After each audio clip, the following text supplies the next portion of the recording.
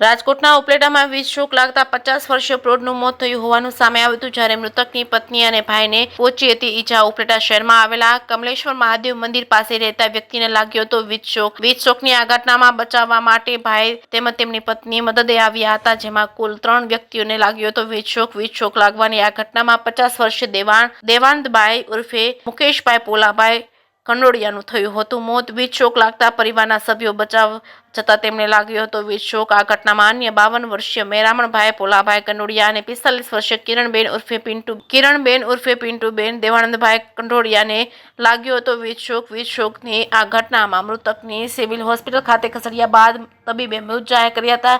મૃતકના મોટા ભાઈ ઉપલેટા સિવિલ હોસ્પિટલ ખાતે સારવાર હેઠળ છે, તેમજ મૃતકની પત્ની ખાનગી હોસ્પિટલમાં સારવાર હેઠળ છે. વીજ શોકની આ ઘટના અંગે જાણ થતાં જ પરિવારના સભ્યો તેમજ આગેવાનો ઉપલેટા સિવિલ હોસ્પિટલ ખાતે દોડી આવ્યા હતા. કેસ ન્યૂઝ ગુજરાતી સાથે અર્શી આહિર, ઉપલેટા.